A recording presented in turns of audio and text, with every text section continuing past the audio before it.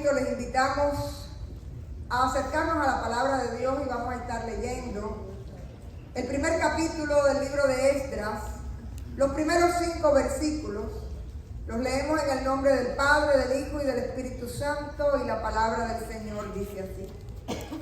En el primer año de Ciro, rey de Persia, para que se cumpliese la palabra de Jehová por boca de Jeremías, despertó Jehová el espíritu de Ciro, rey de Persia, el cual hizo pregonar de palabra y también por escrito por todo su reino, diciendo: así ha dicho Ciro, rey de Persia: Jehová, el Dios de los cielos, me ha dado todos los reinos de la tierra, y me ha mandado que le edifique casa en Jerusalén, que está en Judá.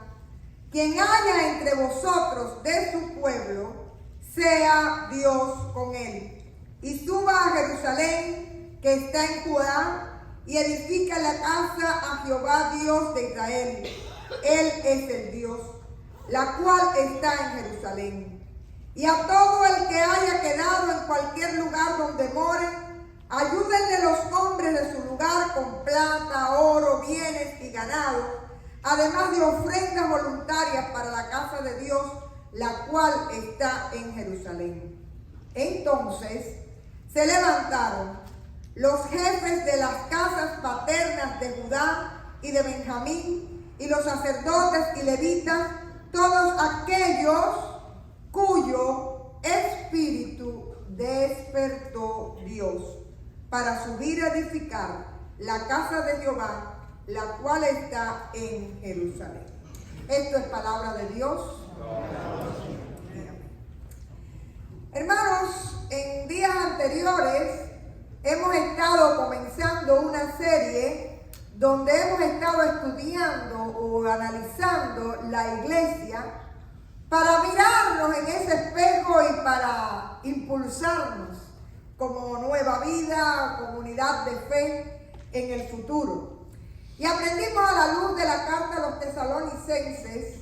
Por el momento tenemos 2 contenidos básicos.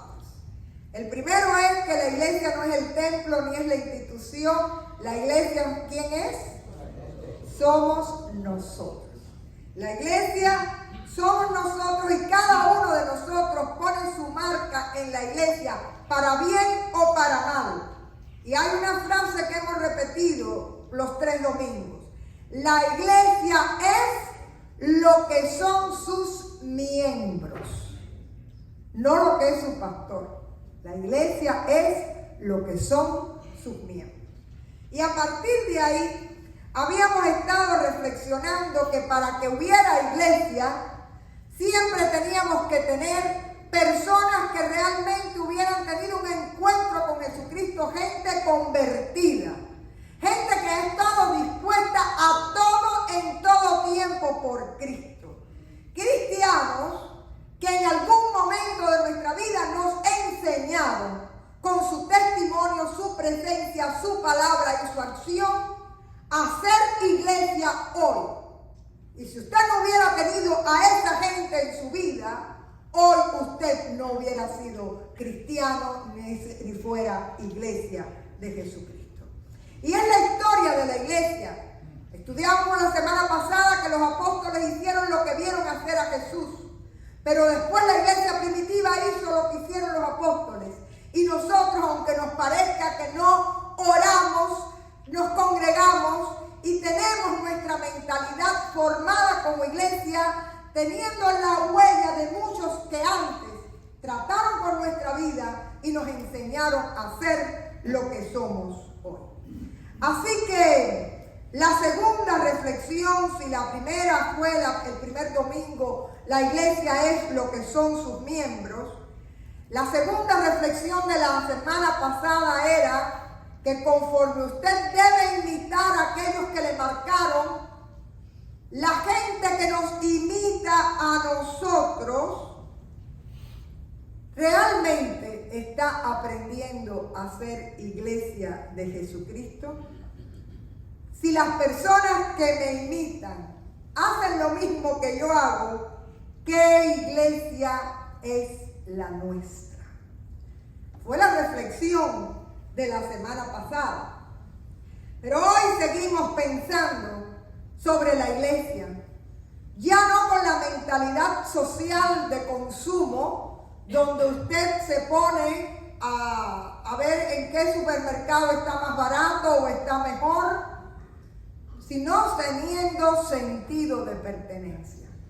Y es interesante porque la iglesia universal es una, pero cada comunidad de fe tiene su estilo, tiene su manera. Ustedes saben que un día a mí me visitó unas personas que una de las iglesias grandes y famosas de la ciudad mandaban jóvenes para hablar con los jóvenes de las iglesias. Y de alguna manera para invitarlos a sus cultos. Eso yo lo llamo pescar en pecera. Pero, sí, porque ya son personas que conocen a Cristo, lo único que usted está haciendo es cambiando de lugar. Y aquel día, aquel adulto que venía con esos jóvenes me dijo, ustedes como iglesia van a perecer porque se están quedando atrás en el tiempo. Él vio, en aquel momento no teníamos ni siquiera las pantallas y bueno, pues él entendió que la música, que el estilo, que los bancos, todo estaba muy anticuado.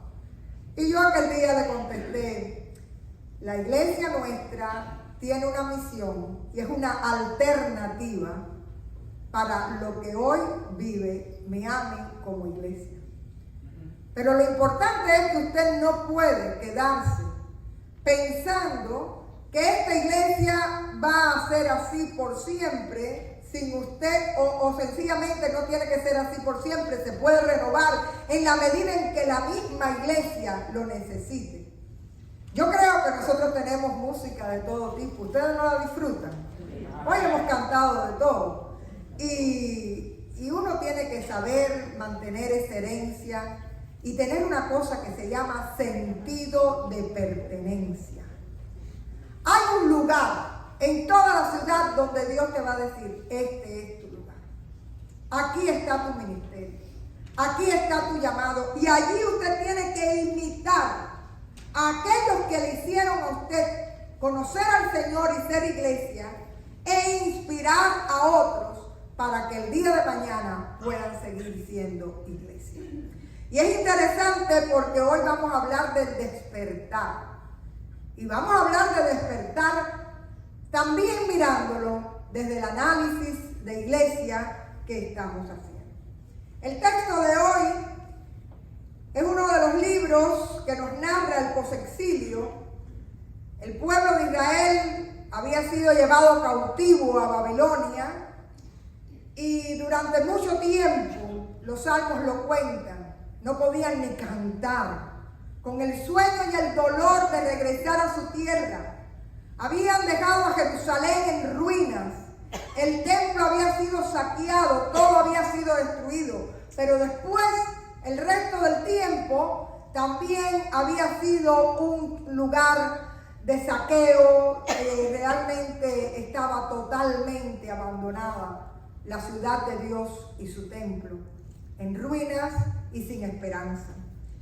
Y en ese momento hay dos milagros importantes. El primer milagro es que nos recuerda que Dios es un Señor de la historia también.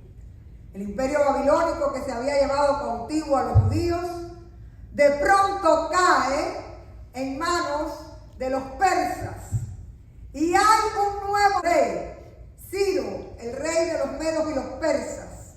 Y ese hombre, que es una persona no incrédula, pero sencillamente no adoraba al Dios de Israel, hay un gran milagro en su vida porque él recibe la iluminación del Dios Todopoderoso. Y vean ustedes este rey pagano cómo bendice al pueblo de Israel. Él llega al reinado en el 538 a.C. Y allí dice el verso 1, despertó Jehová el espíritu de Ciro, rey de Persia. Es decir, es la manera que tiene la Biblia para decirnos que Dios le iluminó, que Dios puso en su corazón lo que era su voluntad de reconstruir a su templo, y que después que se habían burlado tanto de Jeremías, realmente la promesa se iba a cumplir y el pueblo iba a retornar y otra vez iba a haber templo en Jerusalén. Pero hay un segundo milagro dentro de esta porción bíblica. No solo Dios despertó la mente y el corazón de Ciro, que tenía el poder para mandar a su pueblo, sino que vamos a mirar en el verso 5, verso 1 y verso 5 son los versos claves del mensaje de hoy. Entonces se levantaron los jefes de las casas paternas de Judá y de Benjamín, los sacerdotes y levitas, todos aquellos cuyo espíritu despertó Dios para subir a edificar la casa de Jehová, la cual está en Jerusalén.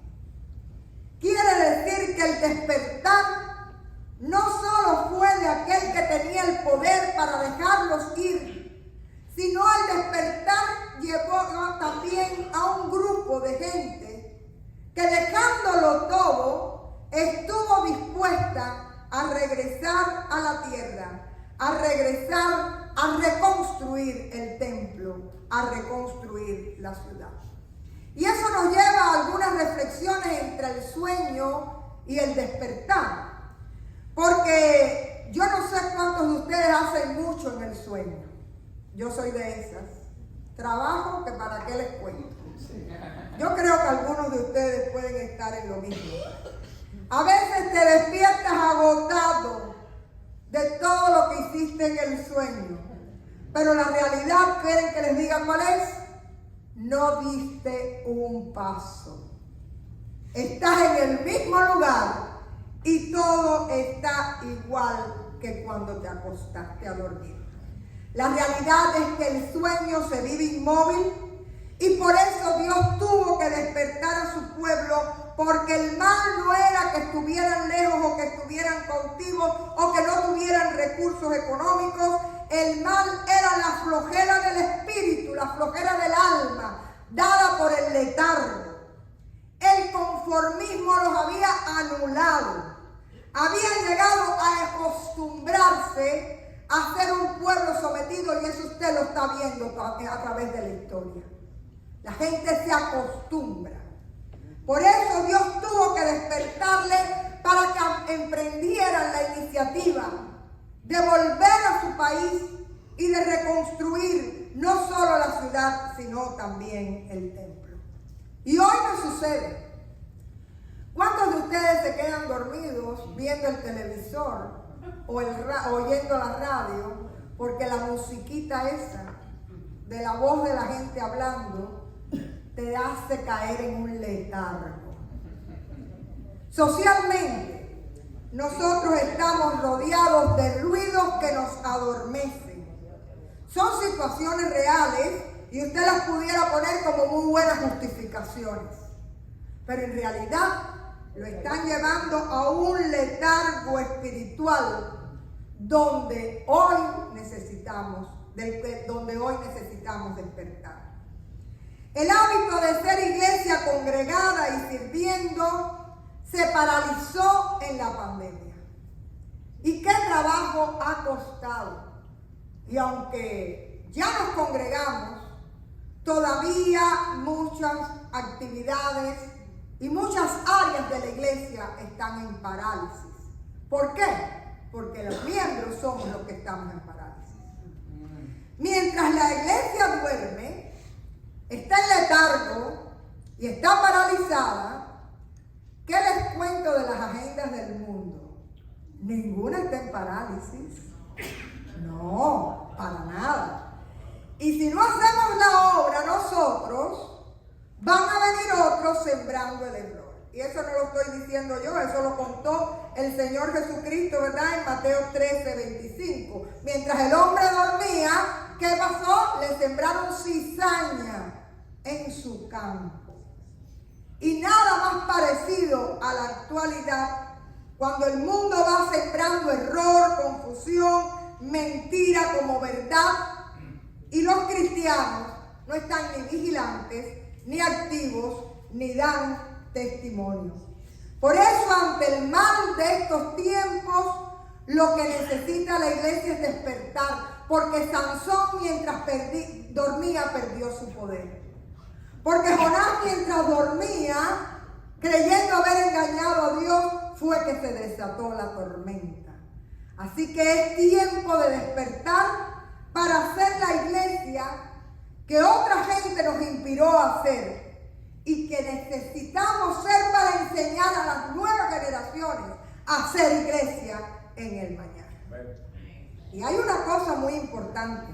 Aquella gente no construyó como Salomón. Salomón tenía dinero, tenía gente, tenía arquitectos, tenía de todo. Esta gente no tenía nada.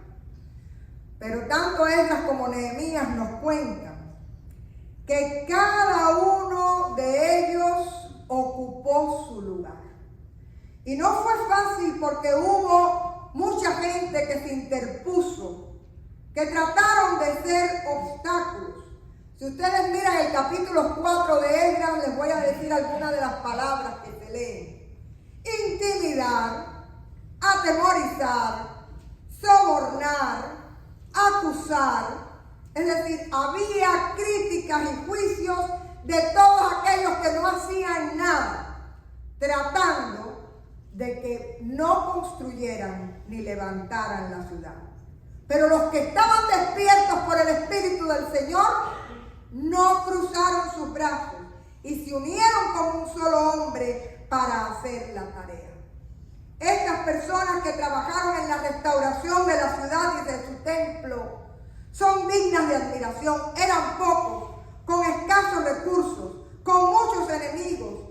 Estaban siendo criticados constantemente, pero nadie esperaba que otro asumiera su responsabilidad. Ninguno dejó de trabajar y no se dejaron intimidar ante los obstáculos. Por eso fue que la obra prosperó, porque cada uno estuvo donde Dios le llamó a estar. Y cuando la obra de Dios, en la obra de Dios cada creyente ocupa su lugar y hace su parte, sabiendo que la iglesia soy yo y que yo formo iglesia para el futuro, la iglesia se fortalece y su testimonio permanece a través de las edades. ¿Cuáles son las ideas principales que usted tiene que llevarse hoy en su corazón? La obra de una iglesia prospera cuando despiertan los que están dormidos. Cuando despiertan en el poder del Espíritu y del Cristo crucificado. ¿Usted dijo amén? Amén. Dígalo de nuevo. Amén. Porque usted sabe lo que quiere decir amén. Así sea. Y si eso es así, es porque usted y yo tenemos que despertar y hacer la obra. Voy a permitirme algo que no está escrito, pero al ver a mis amigos de adolescencia allí, tengo que contarlos. El papá de los Tamayos fue mi pastor de juventud.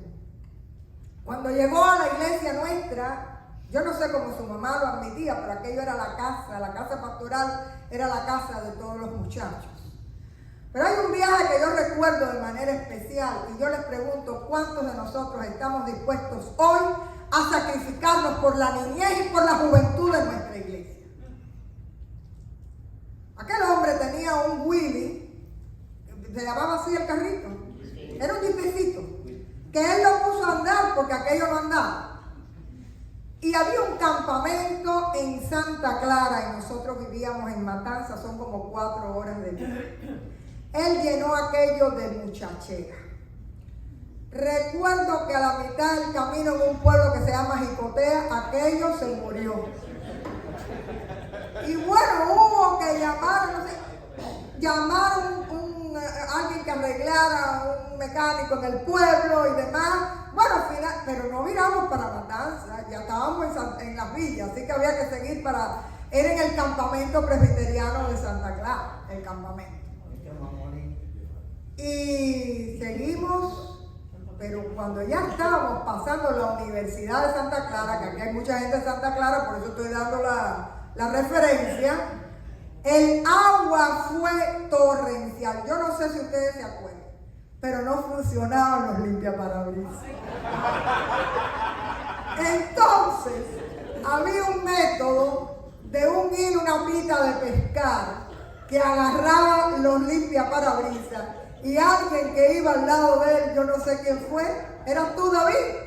Hacía así a la pita de pescar para que aquello funcionara, y así llegamos al campamento. Hermanos, yo les digo, somos una generación muy cómoda. Ese pastor no tenía necesidad ninguna de meterse en un viaje así lleno de chiquillos hasta Santa Clara y en aquella cosa que no se sabía si llegaba o no llegaba. Pero era una generación que se gastó para que hoy hubiera iglesia. Y yo le doy la gloria a Dios por esa gente, porque gracias a esa gente hoy yo soy lo que soy. ¿Y nosotros en qué medida nos estamos gastando? Sencillamente estamos aprendiendo un concepto muy contemporáneo, observadores que analizan cómo va la vida, que enjuician si sí o si no, pero hay que meter la mano, hay que echarle al codo a la tarea. Y dice aquí la primera cosa, que la iglesia prospera cuando despiertan los dormidos. Y si hoy estamos dormidos, aletargados, cansados, conformados, acostumbrados, si tenemos pereza espiritual, si tenemos brazos caídos, si nuestras rodillas están cansadas, hoy es el día en que el Espíritu te está diciendo: despierta en el nombre del Señor. Porque la iglesia no para. Y si nosotros no hacemos nuestra obra, vendrán otros que las harán a su manera. Pero hoy usted tiene el privilegio de poner su sello de identidad y su herencia de fe en el lugar que Dios le está dando. Y la segunda idea, si la primera es la iglesia prospera cuando despiertan los dormidos, la segunda idea es la iglesia prospera cuando cada uno ocupa su lugar. Quiero oír el amén.